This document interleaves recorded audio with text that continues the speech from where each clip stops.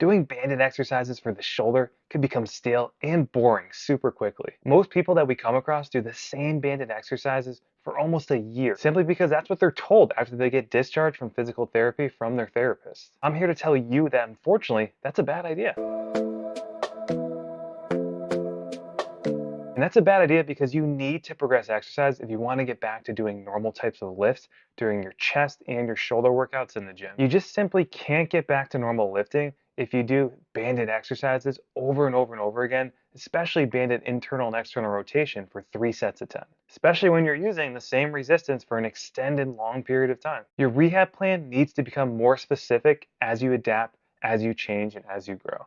And as you do these things, your sets, your reps, and your load need to change as well. So listen up, today's topic is one of my favorite exercises of all time, and it hits the entirety of the rotator cuff and is ideal for strengthening.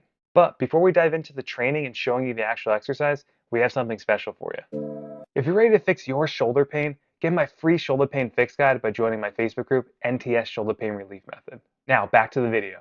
Now, the exercise for today, my #1 favorite strengthening exercise for the shoulder because it addresses the entire rotator cuff, is called the upside down kettlebell carry. Now, one of the main muscles you're going to hit with the upside down kettlebell carry is going to be the anterior or the front deltoid. And the reason for this is because it flexes your shoulder. So it's going to keep that arm kind of right out in front of you so your elbow's right in line with the shoulder, which is your starting position. Now, why is this exercise so great? It's because it turns on so many other stabilizers that don't involve the shoulder. It turns on stabilizers of the back, called your erector spinae, stabilizers at the wrist, being your flexors and your extensors, and turns on stabilizers at the core, being your abdominal muscles. Talk about a best bang for your buck exercise, this is it. Now let's get into the actual kind of setup for the exercise. You want to grab a kettlebell anywhere from 8 to 15 pounds. You don't want to go too much heavier than that. And you want to flip it upside down so you're holding it by the horn part.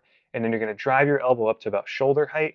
And you're going to keep it out in front of you as you keep your head and chest tall, and you're just going to walk with it over the course of 1 minute in total. You can walk forward, then you can turn around and walk back, and the goal is to keep your abs and your glutes engaged and use your other arm to kind of propel your walking as you're doing this exercise. And you don't want to let your arm collapse inwards or outwards. You want to keep it nice and level in a good plane as you do this. And the cool thing is you can kind of make it more difficult if you push your elbow forward towards the wall in front of you.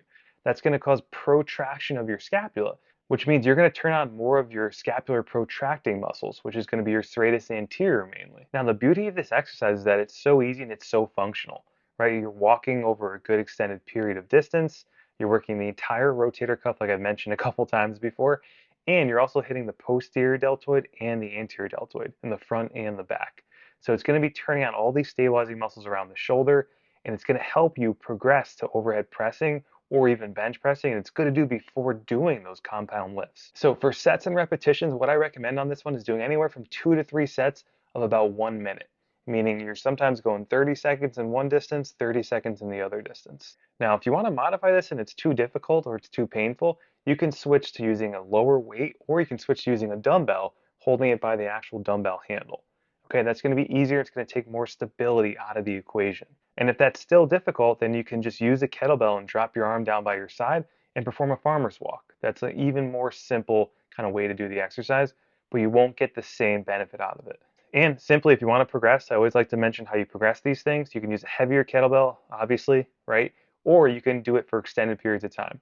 So maybe you go from doing 1 minute to 1 minute and 30 seconds, then from 1 minute and 30 seconds to 2 minutes in total. And that's going to increase the endurance and stamina of those rotator cuff muscles that are going to support the shoulder joint. Now, some of you guys might be sitting there and saying, well, this hurts. Maybe it's too soon for me to do this. I haven't done any banded work yet. My mobility is not in check, because your mobility should always be full before you work on full strengthening like we are now.